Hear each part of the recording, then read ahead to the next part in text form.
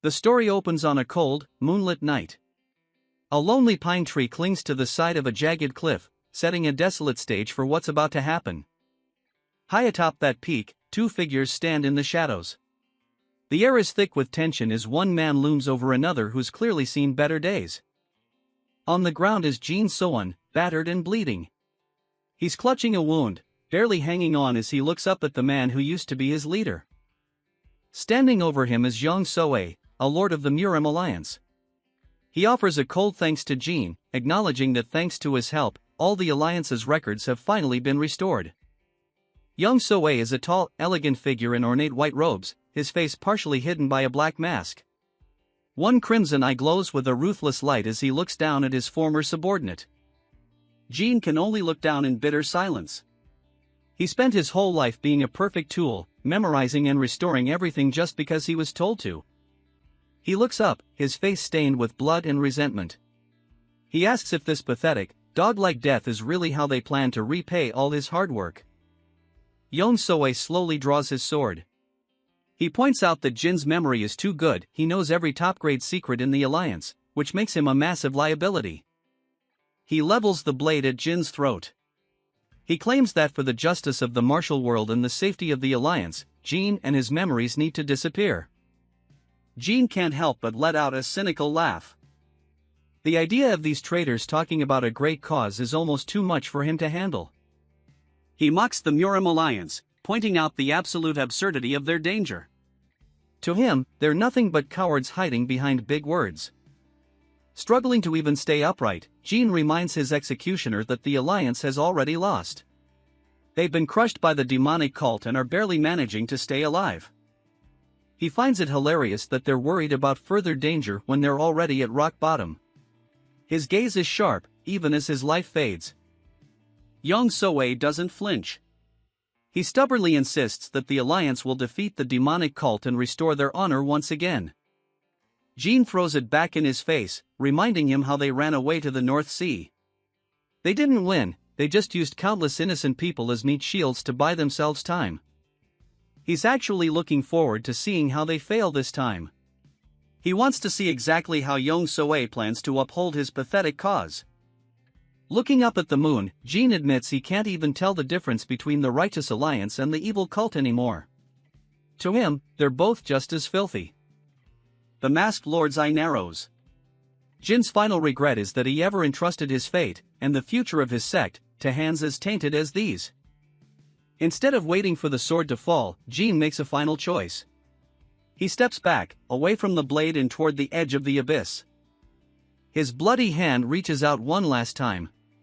He decides he'll be the one to bring about his own end, rather than giving Young Soe the satisfaction. As he tumbles into the darkness, he reflects on his life. Because he remembered everything, every single detail was just a fresh layer of hell for him.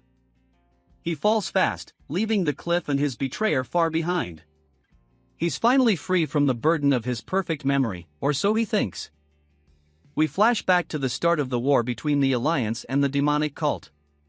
Flags wave over a landscape of constant conflict. The power balance was heavily skewed. The cult was terrifyingly strong, while the Alliance was weak and disorganized. Jin and his fellow disciples were drafted into the chaos. They were used as fodder, simple shields to let the Alliance officials escape with their lives. During their retreat, the Alliance came to him with a deal. They wanted him to memorize every single record they had.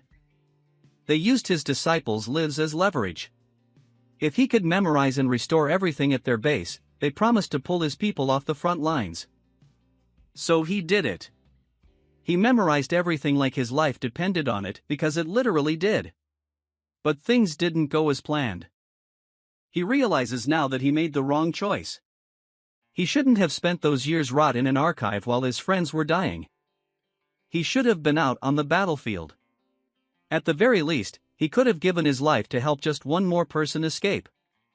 He curses the crappy ability heaven gave him. He wanted inner energy, something useful, not just a brain that never forgets a single tragedy. As he lies dying, his regret is absolute. But then, a teal bracelet on his wrist begins to glow with a strange, pulsing light. An explosion of energy erupts from the artifact. His last wish is clear: he should have become strong enough to protect his people himself. No more begging, no more being a tool. He wanted the strength to be the shield himself. Suddenly, everything changes. The cold cliff vanishes, replaced by a bright sky and the roof of a traditional training hall. The world feels warm and alive again. A wooden sword pokes him right in the head. Someone's standing over him, taunting him for being such a pathetic loser. A hand grips the handle of a practice sword. Jin's mind is racing, still caught between his death and this strange new reality. He's lying face down on the ground. He thinks his cursed memory is just playing tricks on him, making him relive some old, painful moment. He lets out a yell as the sharp pain in his head registers.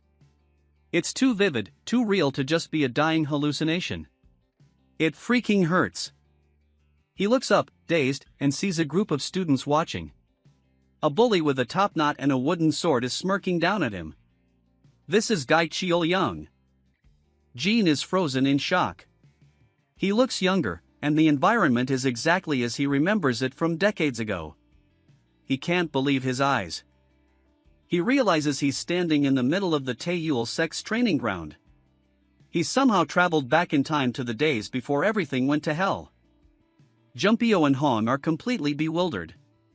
They've never seen their senior act like this before, and honestly, they don't know whether to be worried or just confused. Jin Soon's face is flushed with pure emotion. Tears well up in his eyes as he looks at the friends he thought were gone forever, his heart racing with a mix of relief and disbelief. He takes a sudden, heavy step forward.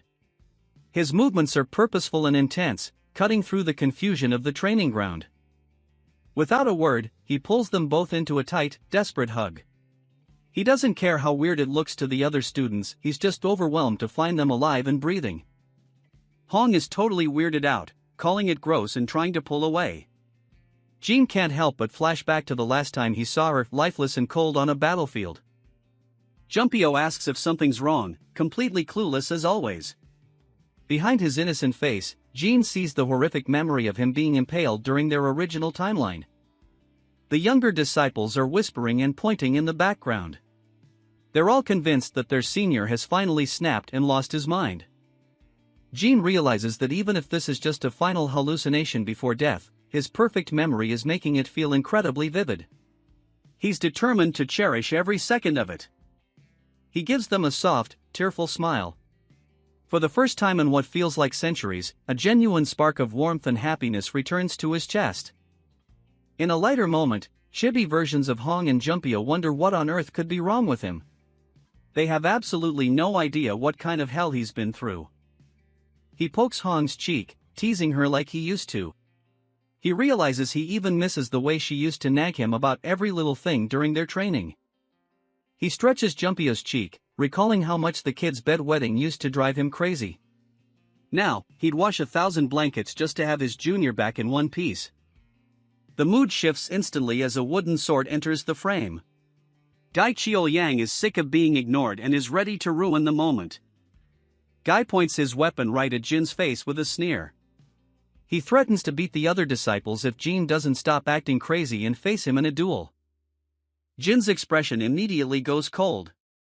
He finds it insulting that of all the people his memory could show him right now, it had to be this arrogant prick. Guy Cheol-yang smirks, fully aware of his family's massive influence. He's the precious young master of the Jiryong Trading Company, and he acts like he owns the whole sect.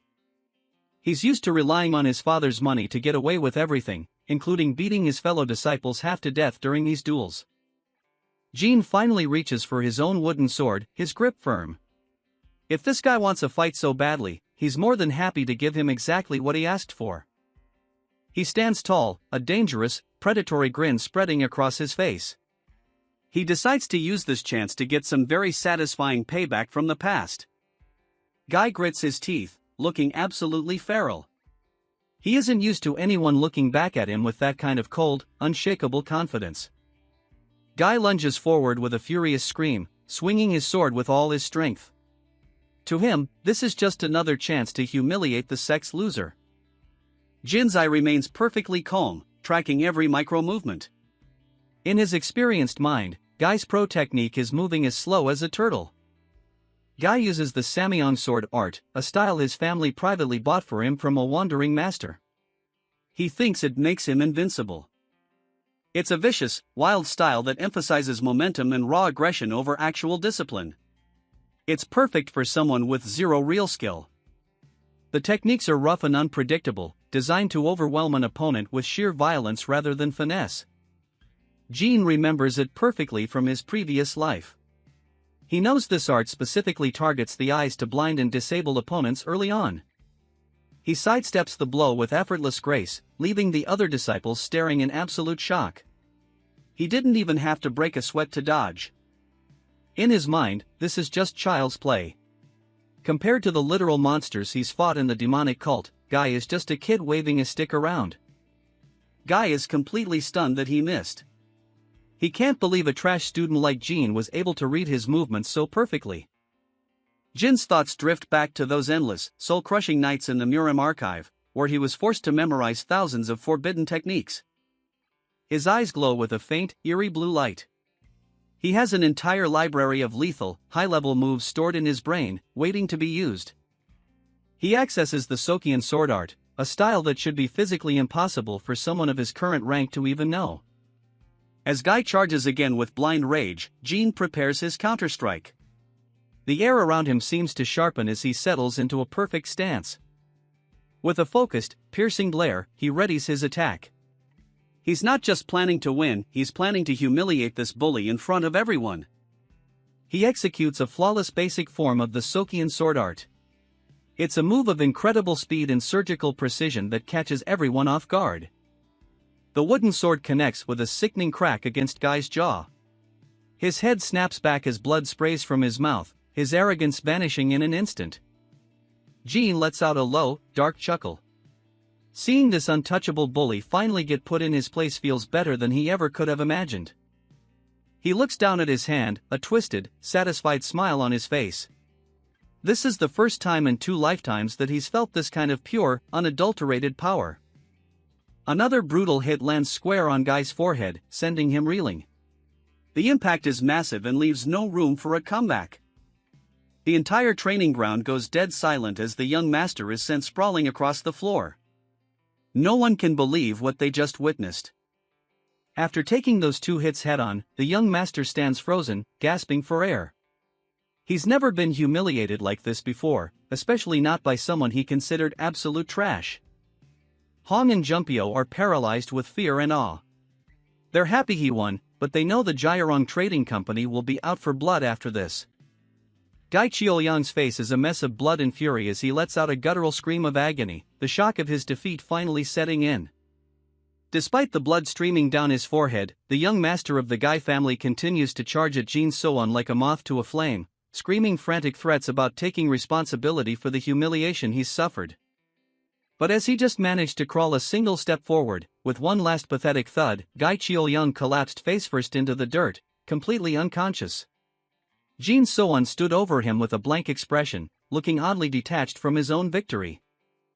Hong watches the scene with a mix of disbelief and growing dread, her hands clenched as she takes in the sight of the sect's main benefactor's son defeated. The younger disciples erupt into cheers, surrounding Jin and praising his unexpected strength. They're thrilled to see their tormentor finally humbled and don't care about the consequences yet. Jin's expression remains unreadable, a slight twitch at the corner of his mouth hinting at a hidden, dark satisfaction. He looks down at the unconscious Guy, convinced this is just a final, vivid hallucination before his actual death. He feels a strange sense of peace, having settled a lifelong grudge in what he thinks are his last moments. His peaceful reflection is shattered as a fist connects squarely with his jaw. The impact is sudden, shockingly forceful, and far too real to be part of a dream. Hong is fuming, her face red with anger as she screams at Jin for his recklessness. She doesn't share the younger student's sense of triumph and sees only the trouble ahead. She reminds him of the harsh reality Guy's family provides the sect's funding. If the Jairong Trading Company cuts them off, everyone in the Taeyul sect will be left starving. Jin is stunned, not by her words, but by the sharp, stinging sensation in his jaw. He wonders why a dying hallucination would feel so physically painful. He clutches his bruised cheek, the throbbing pain cutting through his mental fog. Hong continues to rail against him, her voice filled with panic about their already dwindling food supplies. A sudden realization begins to dawn on him as he stares blankly at the ground. The detail, the noise, and especially the pain are far too consistent for a dream. Amidst Hong's incessant shouting and the worried looks of the other students, Jean finally speaks. He realizes this isn't a life flash or a dying vision at all. Hong's anger only deepens at his strange behavior, her shadow looming over him as she reaches her breaking point. She delivers another punishing blow to his head, shouting at him to stop talking nonsense. The force of the strike sends Jean reeling backward toward the floor. Jean falls back, his world spinning as the physical reality of his situation finally sinks in. The cold stone of the training ground feels undeniably solid. He lies flat on his back, a comedic soul escaping his mouth as he blacks out. As his friends panic around him, the truth finally hits him: he hasn't died, he has truly gone back to the past. Rows of medicine drawers line the wall of the quiet infirmary. Jean So-eun lies on a bed with a thick bandage on his cheek, looking like he's seen much better days.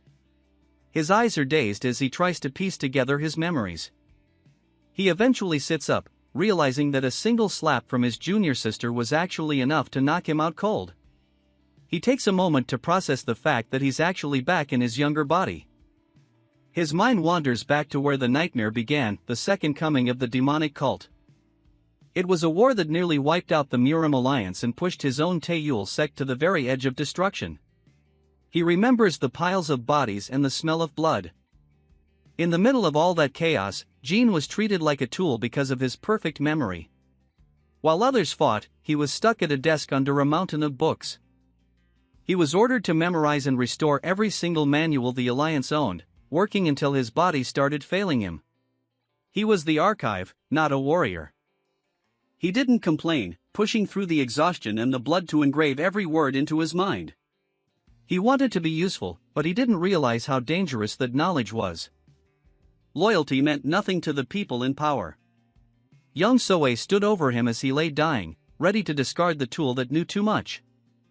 As he coughed up blood, Jean realized his memory had become a liability to the Alliance. He begged for his juniors to be saved, but his pleas fell on deaf ears.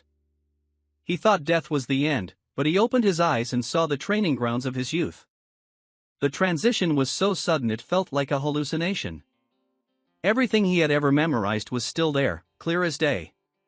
With a library of forbidden techniques in his head, he realized he wasn't just a victim anymore. He had already used those future memories to humiliate Gai Cheol-yan, a bully he could never even hope to beat in his previous life. The look on the guy's face was priceless. Back in the infirmary, Jean scratches his head, still trying to make sense of the fact that he's actually regressed. It all feels too real to be a dream. He looks down at the blue dragon bracelet on his wrist, a powerful artifact he took from a demonic cult leader years into the future. It's the only thing that came back with him. This thing was a spoil of war from one of the few battles the Alliance actually won against the demonic cult. He remembers the blood on the ground as he claimed it. He remembers it glowing with a strange, pulsing light right as he took his final breath on that cliff. It was a blinding radiance in his final moments. He wonders if this bracelet is the key to his return, but his thoughts are derailed by a man screaming for him outside the infirmary. The peaceful moment is definitely over. Jean sits up immediately, recognizing the obnoxious voice of someone who clearly thinks they own the entire mountain. Outside, a pompous man is berating the sect leader, demanding to see the brat who dared to hurt his precious son. He's making a massive scene in the courtyard. Jean listens from the door as the man threatens to cut off the sect's funding starting this month. He's using his wealth as a weapon. The sect leader's silhouette is visible through the paper door, her voice sounding small and desperate as she tries to apologize for the mess. She starts begging for forgiveness, promising to discipline Jean severely if the merchant will just overlook the incident this once. It's a painful sight. Jean realizes this man is Gai Yanseok, the father of the bully he just beat.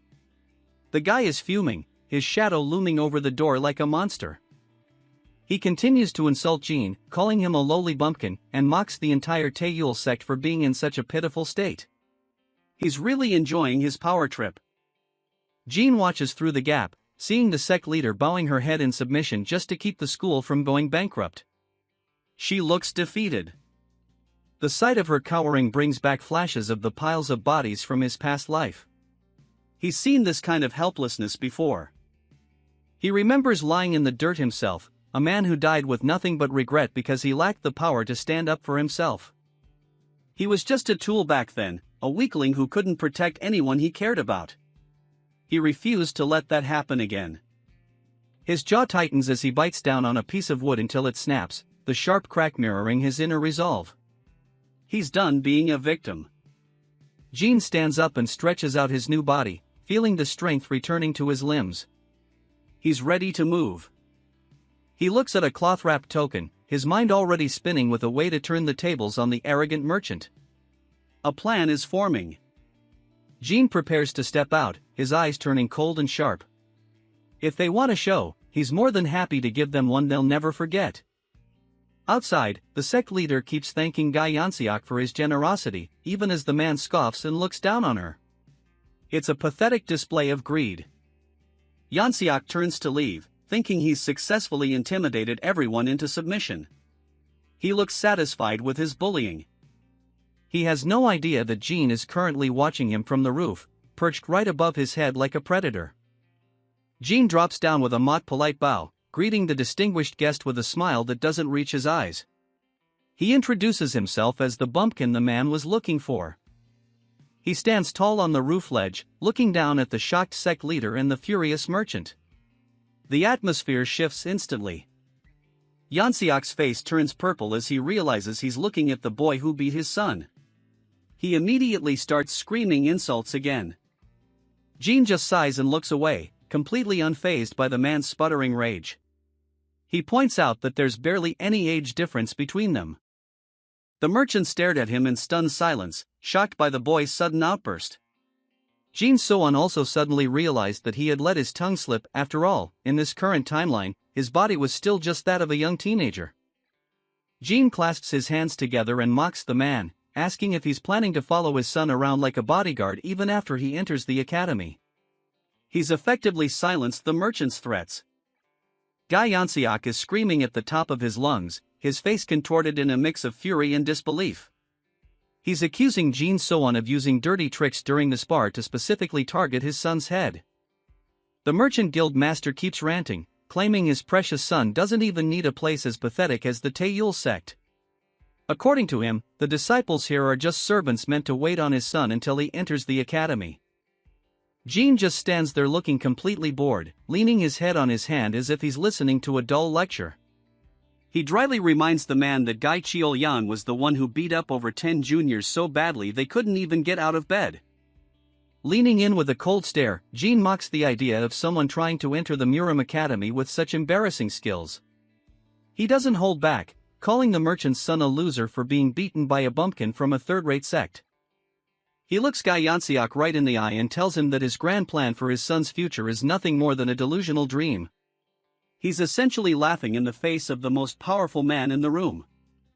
Guy Yansiak is absolutely losing it, veins popping on his forehead as he trembles with rage. One of his servants desperately tries to hold him back, begging him to restrain himself before he does something he'll regret. Jean remains unfazed even as the merchant grabs his collar and screams directly into his face. He calmly asks if Guy Yansiak is truly prepared to take responsibility for what happens if he keeps acting this arrogant. He repeats the words slowly, emphasizing that the merchant's wealth won't protect him from the consequences of his own pride. Jin's gaze is steady, almost predatory. Guy Yansiak just bursts out laughing, clearly thinking he has all the leverage because of his money. He sneers at the Taeyul sect, calling it a third-rate school that's on the verge of total collapse without his support. He laughs in Jin's face, boasting that he can take his business and sponsorship to any other sect he wants. He thinks he's holding the sect's life in his hands. From behind, Jean watches as the man continues his threats, claiming the sect will be begging for their next meal if he decided to walk away. He's trying to crush their spirit. The reality is that the Taeyul sect is still officially one of the 108 peaks, the elite inner circle of the Muram Alliance. But in their current, weakened state, most people wonder how they managed to keep that status. Being part of the 108 Peaks comes with a massive privilege, special admission. This allows a sect to recommend one disciple directly to the Murim Academy without them ever having to take the exam. It's a literal golden ticket, bypassing the regular, brutal testing process that thousands of other hopeful martial artists have to go through. It's the only reason someone like Gai Qiuliang would even be here. Gai Qiuliang's family guild isn't part of that elite group, so they paid a fortune in sponsorship fees just to buy his way into the sect. He's effectively a pay-to-win disciple. The other disciples look on with worried expressions, knowing their school's survival currently depends on this one entitled bully. Jin Soan, however, looks like he's already planned 3 steps ahead. Facing the merchant's threats head-on, Jin doesn't blink and tells him to go ahead and try cutting the funding. He's calling the man's bluff in front of everyone. He lets out a cold laugh and pats Guy Yansiak on the shoulder, telling him he'll take full responsibility for whatever happens next. The merchant is visibly stunned by the boy's audacity. Suddenly, Jin's grip on the merchant's arm turns vice-like, his expression shifting into something much darker. He points out that the special admission evaluation is less than a year away. With a manic, terrifying grin, Jin asks why the guild master would settle for this sect if his son was truly as talented as he claims. Surely, you weren't rejected by all of them, were you? Guy Yansiak is sweating now, his face a mask of shock as he realizes this kid just exposed his family's biggest secret. The boy isn't just strong, he knows things he shouldn't. In his past life, the sect was so desperate for money that they bent over backwards to accommodate every demand the merchant guild made. They were practically slaves to their sponsorship. Trembling with indignation, the merchant asks if Jin even knows who he's talking to, but he can't hide the fear in his eyes. The power dynamic has completely flipped. Back then, they did exactly what the guild wanted and secured that special admission spot for Gai Qiuliang, hoping it would save them. It was a deal with the devil. Guy Yansiak tries to regain control, screaming at them to wake up and realize they have no other allies. He claims his guild is the only thing keeping the Taeyul sect from total extinction. Jin leans in so close they're practically touching noses, reminding the man of the cold reality of the previous timeline. He's not intimidated by the man shouting at all. He flips the script entirely, telling Guy Yansiak that it's actually the Taeyul sect that is saving the merchant guild from total social ruin. Without them, his son has nowhere to go. In his past life, despite all their groveling, the merchant guild cut them off anyway once they got what they wanted. Jin Soan knew the merchant's words were nothing but empty promises. Jin has seen this play out before and knows exactly where it leads. His eyes are hard, focused on a future where he isn't anyone's tool. He watches the merchant walk away, realizing that begging for help from people like that is a complete waste of time. True security only comes from one thing. Guy Yansiak looks stunned into silence as he prepares to leave, his arrogance completely shattered by a teenager. Jin knows he needs real power to protect himself and his sect. The merchant guild master shouts one last insult as he storms off, but Jin isn't even listening anymore. He's already focused on his next objective. He has a lot to do, and his first step is figuring out how to regain the legendary strength he had before his regression. The clock is ticking. He stops for a second, his expression turning blank as he realizes he hasn't actually thought of the specific how yet. Even a genius can have a brain fart. As the sun sets over the mountains, Jin finds himself at the entrance of a hidden location he remembers from his past life. The air here is cold and heavy. The mouth of the cave is dark and covered in thick, glistening spider webs that shouldn't be there. Something dangerous is definitely nesting inside. He stands in the center of the cavern, surrounded by webs, focused on his simple goal of growing stronger as fast as possible. He doesn't have years to train conventionally. He knows that relying on the current, inefficient arts of his sect will never be enough to reach the top. He needs a shortcut that only he knows about. His target is the 10,000-year fire ginseng, a legendary elixir that can grant a massive, permanent boost to inner chi. It's exactly what his young body needs. He pulls out a mental copy of the Book of Jianghu Elixirs, a classified manual he memorized during his time as the Murim Alliance's archive. It's the most valuable thing in his head right now. The book contains the exact location and timing for every rare herb in the world, and thanks to his total recall, he remembers every single detail perfectly. He knows exactly when it will bloom. But there's a huge problem: the guardian of the ginseng is a massive, multi-eyed human-faced spider. It's much more horrific in person than any of the books ever described. Jean stares down the massive beast, mentally steeling himself. He knows that securing the 10,000-year fire ginseng is his top priority, as it's the only way to quickly fix his current physical limitations. He lunges forward with a shout, drawing his sword and preparing to use the Sokian sword arts of his sect. He's determined to end this fight in a single, decisive strike before the creature can react. Then, with a comical shrug, Jean suddenly stops and abandons the idea of a direct confrontation. He admits to himself that his current inner chi and sword skills are way too weak for a fair fight, and there's no point in wasting energy on a suicide mission. Instead of a sword, Jean grabs a thick wooden branch and sets the end of it ablaze. The orange flames flicker and dance as he prepares to use a much more efficient method to deal with the monster. With a devious smirk, Jean reflects on everything he's learned from the countless books he's memorized over 2 lifetimes. He's realized that in a life-or-death struggle, traditional swordsmanship and the martial Tao are completely irrelevant. The cave erupts into a sea of fire as the highly flammable spider webs ignite, trapping the human-faced spider in a literal inferno. Jean watches from the center of the chaos, unmoved by the heat. A close-up of the spider's grotesque, human-like face shows its multiple eyes wide with terror and pain as the fire consumes it. It never stood a chance against someone who already knew its greatest weakness. Jean stands tall amidst the roaring flames, his silhouette framed by the burning webs. In this new life, he's decided that winning is the only thing that truly matters, no matter how dirty the tactics might be. He clenches his fist tightly, a look of grim satisfaction on his face. He remembers his past life and whispers a quiet thank you to the very organization that eventually led to his death. His expression turns into one of pure, unrestrained malice as he laughs at the Neuram Alliance bastards. He's using the very knowledge they hoarded to build a power base that will one day destroy them. The pages of the Book of Jianghu Elixirs detail the specific properties of both the 10,000-year fire ginseng and its guardian. It's the ultimate cheat sheet for a regressor like Jean. The text explains that the fire ginseng is found in dark caves and is famous for drastically enhancing bone structure and inner chi. It's the perfect foundation for any martial artist. The final note in the book reveals the spider's fatal flaw: its webs are incredibly flammable. The only way for someone with weak martial arts to kill it is to wait until it's feeding and then launch a sudden ambush with fire. A heavy blade plunges deep into the head of the human-faced spider, finally ending its life. Green blood splatters against the cave wall as the creature lets out one last screech. The massive monster collapses into a heap of shriveled legs and dark ichor. The fight is over, but the atmosphere remains heavy. Jean Soan stands alone in the dimly lit cave, the massive corpse at his feet.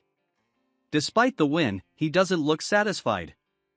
He looks at his hands, muttering to himself that this just isn't enough. The power he's gained so far won't be nearly sufficient for what's coming. His frustration boils over, and he let out a desperate scream that echoes through the empty cavern. Sweat and grime cover his face as the pressure of his second life starts to weigh on him. Even after consuming the essence of such a valuable monster, the inner chi he received is barely a drop in the bucket. His body just can't absorb enough to make a real difference. He realizes his sect's mind arts are seriously flawed, or maybe he's just hitting a wall with his own talent. He stares at the tiny spark of chi in his palm, feeling the gap between his current self and a true master. Exhausted and defeated, he slumps against the rough cave floor. The silence of the cave only makes his thoughts louder. At this rate, he knows he'll never reach the level he needs. Time is ticking, and he's still miles away from his goal. If he doesn't get stronger fast, he won't be able to save the Taeyul sect when the chaos finally begins. He can't let history repeat itself. Visions of the future war flash through his mind, a brutal slaughter where the weak are treated as nothing more than expendable shields. He remembers the faces of those he lost in his first life. He's determined to make sure his fellow disciples don't die meaningless deaths this time around. To do that, he has to become a core member of the Neuram Alliance before the war even starts. Getting into the Neuram Academy within the next year is his first real hurdle. But standing in this cave, the path forward looks almost impossible. His fingers dig into the stone wall, leaving deep gouges in the rock as he grinds his teeth. The physical pain is nothing compared to the fear of failure. He shouts out in a moment of pure desperation, fearing that nothing will actually change. He's stuck in a loop of weakness he can't seem to break. Water drips slowly from the ceiling stalactites, the rhythmic sound echoing through the cold silence. It's a reminder of how slowly his progress is moving. He forces himself to calm down and think he needs more inner chi, and he needs it now. An ordinary training method won't cut it. That's when a specific memory clicks. Guy Yanxiak had a legendary Manhwa elixir. It was the snow plum pill, and it was supposed to be his ticket to power. In his mind, he sees Guy Yanxiak's father laughing while presenting the pill. The merchant had spent a ridiculous fortune to buy it for his son. But just before Guy Qiuyang could take it, the snow plum pill vanished without a trace. It was a scandal that never got solved. He closes his eyes, banking on the fact that no thief is perfect. Since the theft hasn't happened yet in this timeline, he still has a chance to change the outcome. He's confident he can track the culprits down using everything he's ever read. Humans always leave traces, no matter how careful they are. He activates his total recall, stepping into a mental landscape filled with endless rows of glowing bookshelves. This is his mind palace, where every piece of information he's ever seen is stored. He starts scanning the records, specifically looking for the Murim Alliance monthly reports from the Hefei branch. He needs to find out who was in the area during the original theft.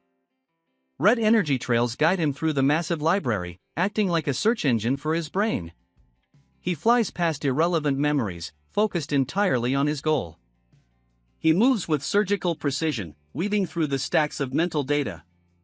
Every turn takes him closer to the truth buried in the Alliance's archives.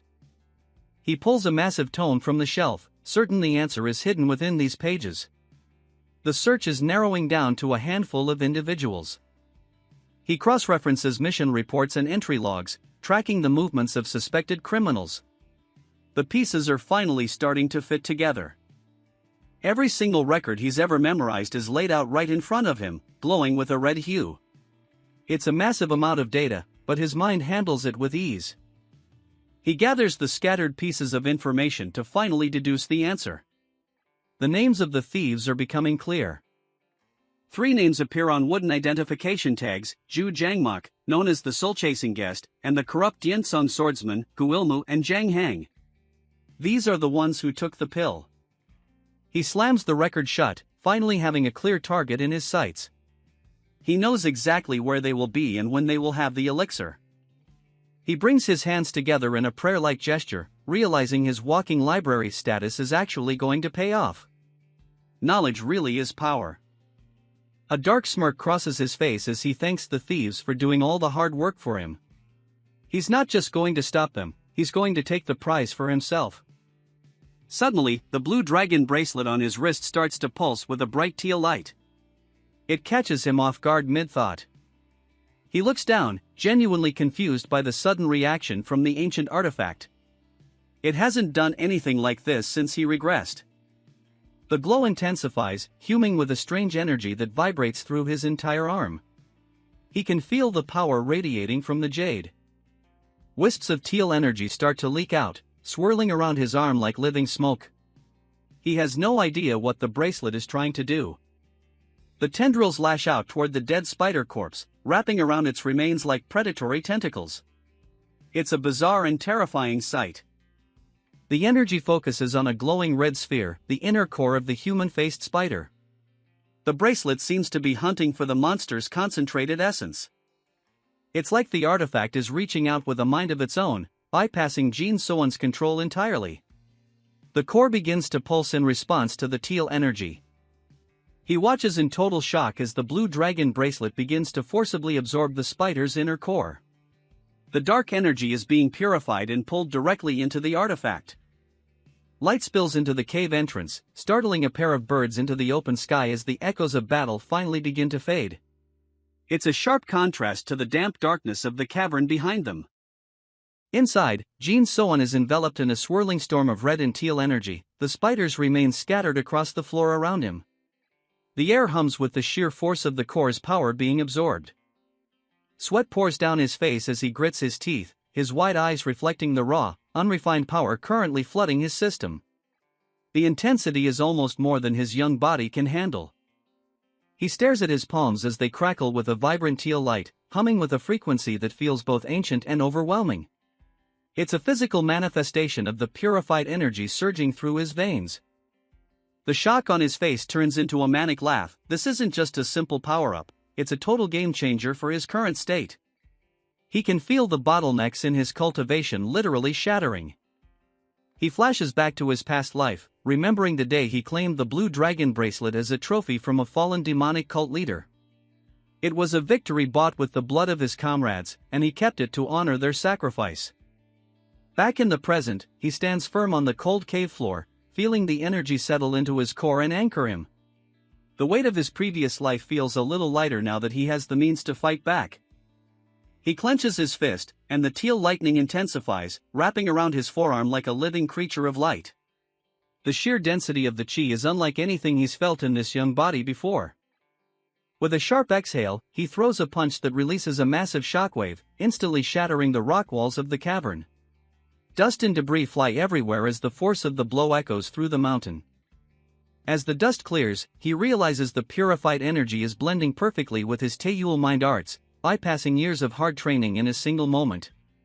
It's the perfect synergy between a righteous technique and a demonic treasure.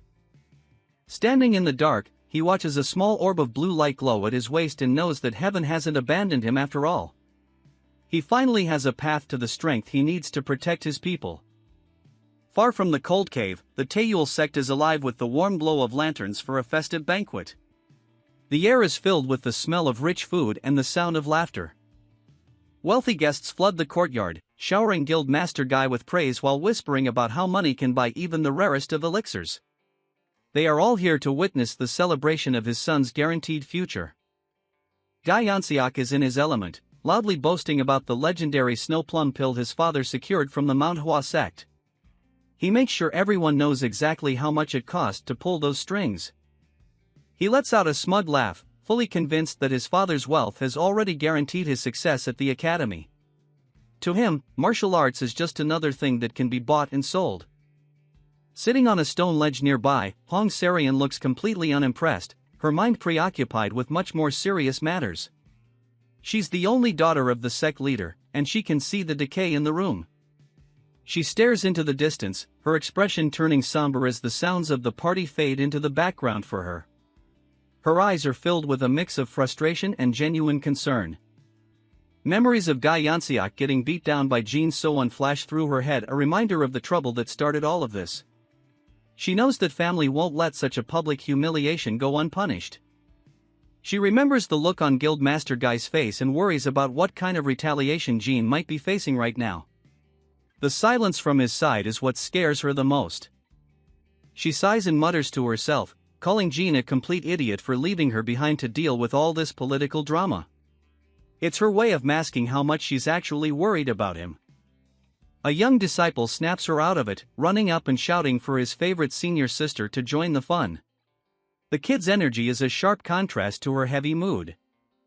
Another boy follows with a plate of steaming food, determined to get her to crack a smile. They clearly look up to her as a big sister figure in the sect. The kids crowd around her, offering up the best treats from the banquet and demanding she take a bite. Their innocent excitement is hard to ignore, even for her. In the background, Guy Yansiak stalks off with a scowl, clearly annoyed that he's no longer the center of attention. He can't stand seeing the disciples ignore him for someone else. Hong Sarian finally lets out a genuine laugh, telling the kids to hurry and eat before they starve themselves. She's glad to have a moment of normalcy away from the merchant's boasting. One of the girls stops and gives her a knowing look, asking if she was getting all moody because she missed Jean. The sudden question caught her completely off guard. Her face turns beet red as she explodes in embarrassment, yelling at them to mind their own business. Her reaction only confirms what the kids already suspected. The kids just laugh it off, holding up a plate of meat they plan to save specifically for Jean because it's his absolute favorite. They're convinced he'll be back soon to join them. Her anger vanishes in an instant, replaced by a soft, quiet smile as she sees how much the younger ones still care for him. It's a bittersweet reminder of the bond they all share.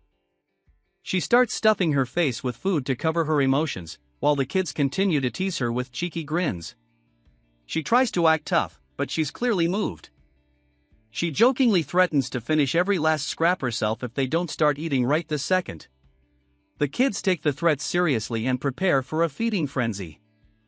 The boys let out a shout and start shoveling food into their mouths, their faces puffed out with rice and meat.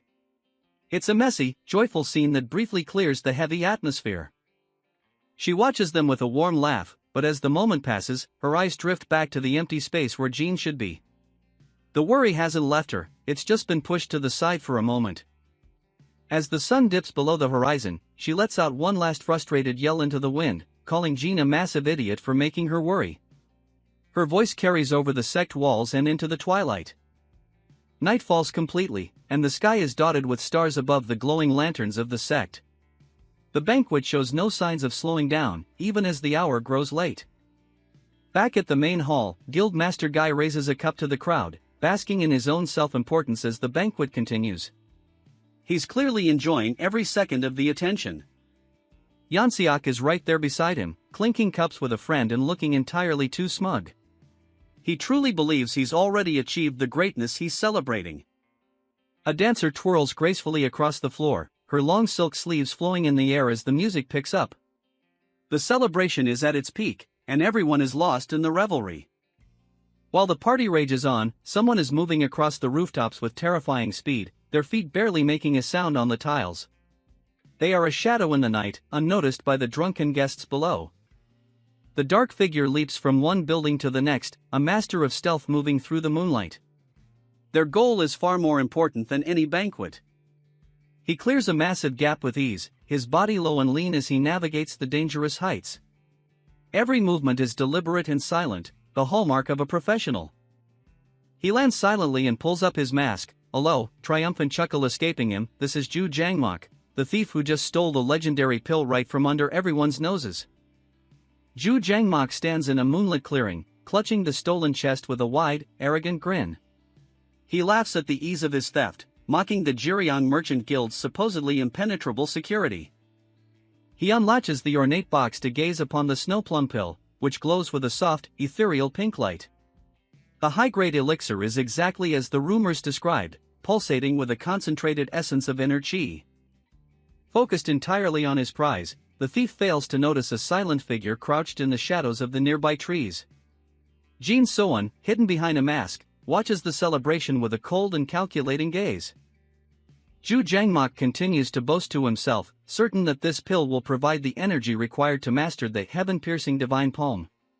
He is already imagining his rise to the top of the martial world. Satisfied with his loot, he decides to make a quick exit before any pursuers can catch up to him. But his plans are cut short as a sudden, lethal presence fills the air directly behind him. A brilliant white sword strike flashes through the darkness, decapitating the thief in a single, brutal stroke. As his headless corpse collapses into the grass, Guilmu lands nearby, his long robes fluttering in the night breeze.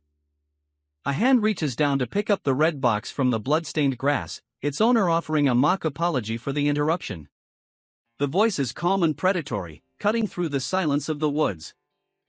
A figure in a dark mask steps forward, his eyes gleaming with a dangerous light as he lays claim to the elixir.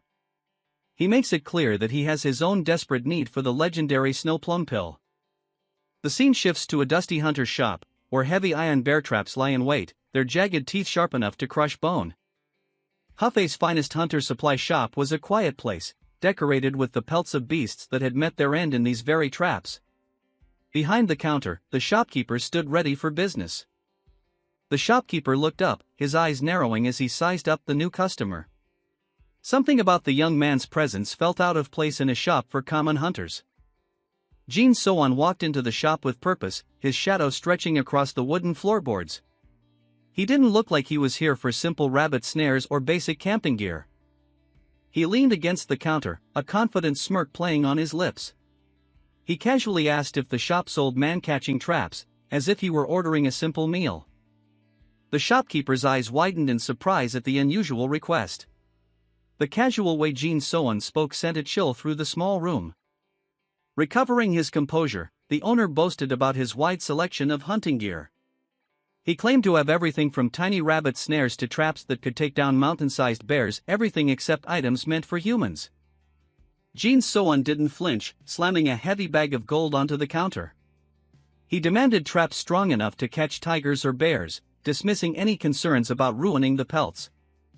Looking down at the cold, sharp edge of a trap, he saw his own reflection in the metal. He specified that he needed something powerful enough to take a limb clean off at the slightest touch. He laughed, his eyes glinting with a mischievous, almost manic energy. He asked if there was something even better, something that could kill in a single hit. The shopkeeper broke into a cold sweat, his long-honed intuition screaming at him. He knew he probably shouldn't be selling these tools to someone with that look in their eyes. Back in the present, the forest is dead silent. The assassin remains standing over Chu Jong-mok's corpse, savoring the fruits of his labor. Guilmo wiped a splash of blood from his cheek, a smug grin on his face. He had expected the thief to put up more of a fight, given his reputation in the martial world.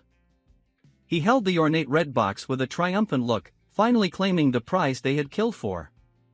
The 5 swords of Din Song weren't above a little murder if it meant securing a legendary elixir. A sudden rustle of leaves caught their attention as a boot stepped firmly onto the forest floor. They weren't as alone as they thought. Zhang Heng laughed, praising his senior brother for the easy victory. They congratulated themselves, certain that their status as righteous swordsmen would keep them above any suspicion. Guilmo didn't waste time, suggesting they dispose of the body immediately. They needed to make it look like the thief had simply vanished into thin air without a trace. Before leaving, Zhang Heng was eager to see the contents of the box. He suggested they verify the snow plum pill right then and there. They popped the lid, and a brilliant, radiant glow burst from the box. The air was instantly filled with the sweet, rich scent of plum blossoms, confirming the pill's authenticity. The 2 swordsmen were mesmerized by the glowing orb, their greed visible in their wide eyes. They were so distracted that they didn't notice the masked figure lurking just behind them. A sudden realization hit them as they sensed a third presence nearby. They looked up to find Jin Soan staring right at them, his eyes crinkled in a mocking smile. "Who's there?" Guilmo screamed, but the masked figure was already moving like a shadow. He dodged a wild swing, his movements fluid and unervingly fast. Before they could react, Jin Soan held up the red box with a triumphant flourish. Guilmo's jaw dropped in disbelief as he realized the prize had been snatched right from his hand. "Junior brother, catch that thief!" Guilmo roared, pointing a trembling finger. Zhang Heng didn't need to be told twice, drawing his sword and lunging forward. Zhang Heng charged with a furious yell, swinging his blade through the air. He shouted about punishing anyone who dared to steal what he believed belonged to him. Jin Soan turned and sprinted into the woods, throwing a sarcastic remark over his shoulder. He mocked their hypocrisy, calling them out for their own thievery. The pursuit was on, with the 2 swordsmen leaping through the trees in hot pursuit. Jin stayed just out of reach, reminding them that they were the ones who stole it first. Zhang Heng pushed himself harder, closing the gap as he swung his heavy blade. He was determined to cut the masked intruder down and reclaim the elixir. With a sudden, agile jump, Jin Soan cleared a fallen log and disappeared into the dense undergrowth. The swordsman followed blindly, fueled by rage and desperation. Jin glanced back one last time, a playful warning appearing in his mind. He told them to watch their step as they charged forward. A heavy metal trap, hidden beneath the leaves, snapped shut with a sickening crunch. The iron teeth bit deep into Zhang Heng's leg, pinning him to the forest floor. Zhang Heng's eyes bulged in pure agony as blood sprayed across the leaves. The sudden, violent shock left him gasping, unable to even scream. From his vantage point, Jin Soan watched the scene unfold with cold satisfaction. He whispered jackpot to himself, his plan working even better than expected. Zhang Heng gritted his teeth, sweat pouring down his face as he struggled against the iron jaws. Every movement only made the teeth sink deeper into his mangled leg. A gut-wrenching scream finally tore through the quiet forest. The trap had done its job, turning a master swordsman into a wounded animal. Guillermo skidded to a halt, looking back at his trapped junior brother in horror. Jin Soan stood nearby, casually watching as if he were merely an observer. Guillermo snarled, his face twisted in a mixture of fear and fury. He cursed the masked man for resorting to such tricks instead of fighting like a proper swordsman. He pointed his sword at Jin Soan, his voice trembling with rage. He demanded the thief take off the mask and show his face. Jin Soan didn't bother reaching for a weapon, instead casually picking up a stone from the ground. He looked at Guillermo with a calm, steady gaze. "You want me to tell you my name, my sect, and my master?" Jin Soan asked, his voice dripping with mock curiosity. He knew he held all the cards now. With a flick of his wrist, he tossed the small stone toward Guillermo's feet. It landed with a soft thud, a seemingly harmless gesture. Guillermo's eyes widened as another massive trap erupted from the ground beneath him. The metal jaws slammed shut with a thunderous clang, sealing his fate alongside his brother. Guillermo's face was a map of raw shock and agonizing pain. The reality that he'd been outplayed by a thief was finally starting to sink in. Jin Soan stood perfectly still in the middle of a literal minefield of iron traps, his dark cape whipping in the breeze. He declared himself the new owner of the snow plum pill, leaving the two murderers to rot. As he watched them struggle, his mind flickered back to how he'd put the pieces together. It all came down to one simple question: how did he know they were the ones who did it? He had spent hours digging through records, cross-referencing names like Zhu Jiangmak and Guillermo. Something about the official alliance reports just didn't sit right with him. In his mind, shelves of ancient books and scrolls glowed with a ghostly red light as he searched. He looked for anyone who showed even a tiny, unexplained bump in their inner chi around that time. The memory of Zhu Jiangmak's disappearance was the smoking gun. The man was a legendary thief, but he'd vanished without a trace the exact moment the snow plum pill was stolen. Jin Soan calculated that if two people split the pill, their strength would increase subtly and at the exact same time. It was a pattern only someone with his total recall could ever hope to find. Back in reality, the two swordsmen were visibly shaking, their arrogance completely drained. They couldn't wrap their heads around how this masked stranger knew their names and their darkest secrets. Jin Soan turned his back on them, walking away with a casual, mocking gait. He confirmed that he knew them well, members of the prestigious Diansong sect's 5 swords. Guillermo screamed after him, his voice cracking with pure desperation. He tried to hide behind the name of the Diansong sect and the Muram alliance, threatening brutal retaliation if he didn't stop. Jin Soan just glanced back over his shoulder, his eyes sharp and full of mockery behind his black mask. He asked since when a common robber had the right to report another robber to the law. Driven to a total breaking point, Zhang Hangs ignored his mangled leg and lunged forward with a primal roar. He threw a heavy punch, determined to crush the man who had humiliated him. A dull thud echoed through the trees as his fist hit the dirt, but his target was already gone. He snarled, refusing to believe that such cheap tricks could actually stop someone of his caliber. Jin Soan moved like a shadow through the field, iron traps flying into the air as they were triggered by his passing. The entire forest floor was a mess of jagged metal, and he was the only one who knew the safe path. Zhang Hang let out a mocking laugh as he completely neutralized all of the masked man's tricks. Dike Tiang On, Tanavan Nin Dong Trap Ma Min Tun Kart Dong Tian De Sam Kung Kong Koi Lan Long. Guillermo and Zhang Hang regrouped for a split second, their eyes burning with hatred. Guillermo vowed that he would rip off the thief's mask and tear him limb from limb the moment he caught him. Jin Soan remained completely silent, his expression hidden behind the black cloth as he watched them from the shadows. He was just waiting for the right moment to lead them into his final trap. He turned and sprinted away again, his movements fast and precise. The two swordsmen didn't hesitate, diving back into the chase with their blades drawn and ready to kill. Guillermo shouted for his brother to stay close as they headed toward a section of the forest covered in deep, fallen leaves. They knew this was likely where the most traps were hidden. The ground was a thick blanket of brown and green, making it impossible to see what was underneath. Footprints were the only thing they could use as a guide through the death trap. They jumped together, their bodies silhouetted against the bright, full moon as they cleared a wide gap in the brush. The only sound was the heavy thud of their boots and their ragged breathing. From an overhead view, it looked like a high-stakes game of follow the leader. The two swordsmen were desperate to close the distance, while Jin So-won stayed just one step ahead. Gu Ilmo watched the ground like a hawk, making sure to step exactly where his brother had already landed. He was certain that if one of them made it through, the path had to be safe. A twisted, arrogant smile spread across Gu Ilmo's face as he felt the solid ground beneath his feet.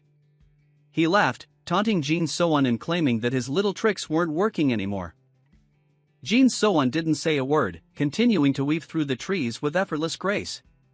He was leading them through a maze they didn't even realize was a trap until it was too late. The two swordsmen were practically on top of him now, their faces contorted with murderous intent. They were absolutely sure this was where they would finally corner him. A heavy boot landed firmly on a pile of dry leaves. For one tiny second, there was nothing but the sound of leaves being crushed underfoot. Jin So-won's eye narrowed, a cold, sharp light reflecting in his pupil as he sensed the exact moment the trap was triggered. He had them right where he wanted them. Then came the sound that ended it all, a sharp, metallic click hidden beneath the foliage. The path they thought was safe was actually the heart of the trap field. Jin So-won looked back over his shoulder, a dark, satisfied intensity in his gaze. The game was finally over.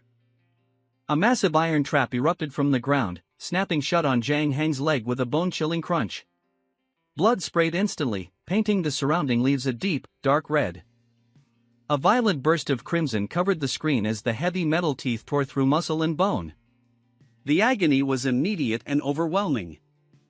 Both Gu Ilmo and Jang Hang were pinned to the forest floor, screaming in raw, unfiltered pain. Their expensive swords were forgotten in the dirt as they clutched at their mangled legs. Jin So-won walked back toward them, standing over his broken enemies with a cold, mocking expression.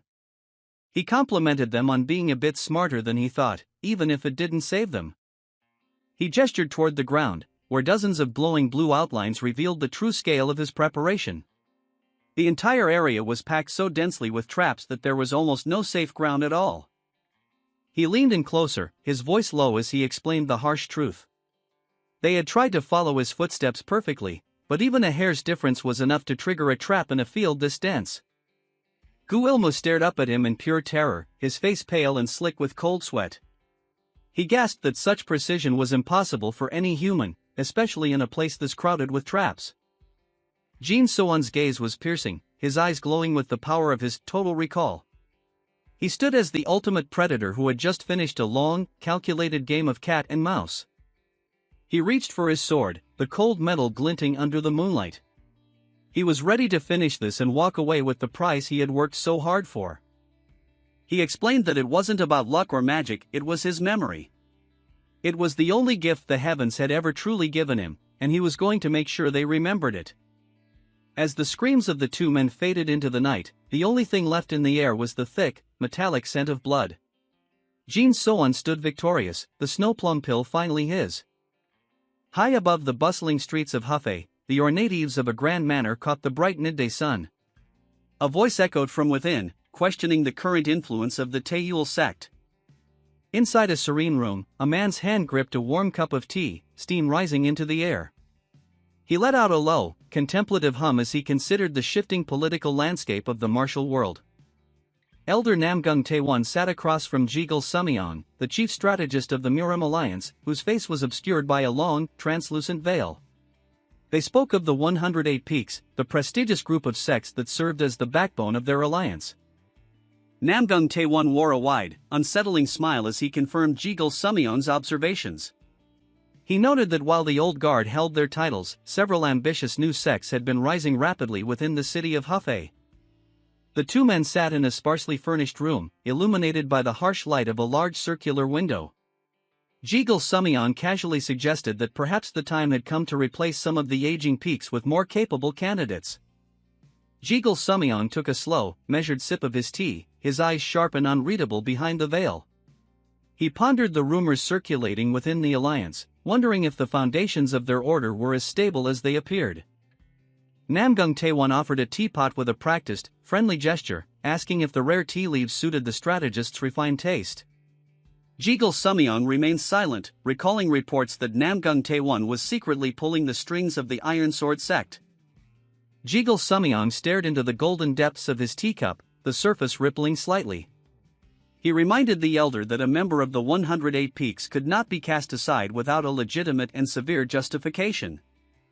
A bead of sweat formed on Namgung Taiwan's forehead, though he kept his polite smile firmly in place. He asked if the strategist was implying that the Taeyul sect had committed some specific crime or negligence. Jiggle Sumyong continued to drink in silence, letting the tension hang heavy in the air. Namgung Taiwan took the opportunity to mention rumors that the Taeyul sect was allegedly abusing its special admission privileges for profit. Jiggle Sumyong repeated the elder's words with a tone of mock surprise, his veiled head tilting slightly. He asked if he was truly suggesting that a sect of such standing would exploit its status for personal gain. Namgung Taiwan's grin stretched wider, turning into a predatory leer that reached his eyes. He leaned forward, finishing the thought by asking if they were using those ancient privileges simply to satisfy their own insatiable greed. He leans in, his face contorting into a cunning, toothy grin as he speaks of satisfying greed through ancient privileges. Outside, a bird perches on a gnarled tree branch overlooking the tiled roofs of the quiet complex. The sinister official continues his oily speech while his guest, partially hidden behind a veiled hat, listens silently across the low table. He gestures wildly with his hands, acting out a facade of humility and misunderstood intentions. A sharp, calculating eye narrows for a brief moment, betraying the greed hidden behind his humble words. He slowly tilts a white teapot, his gaze fixed on the steam rising from the cups. The amber liquid flows steadily into the small green cup as the conversation turns to honoring the past.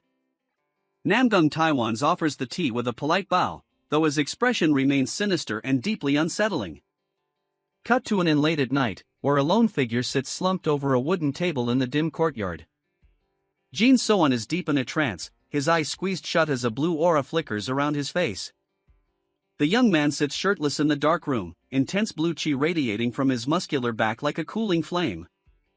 Sweat pours down his jaw as he pushes himself through the final, agonizing stage of his cultivation session. One eye snaps open, glowing with a fierce, ethereal blue light as the energy finally peaks. He sits peacefully in the center of the room as the turbulent aura begins to settle into his core.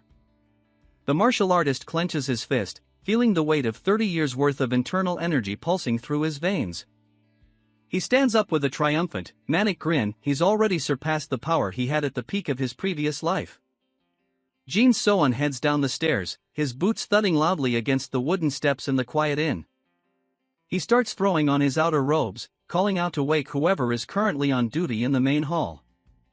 The server boy, an energetic kid with his brown hair tied in two buns, nearly falls off a table in shock.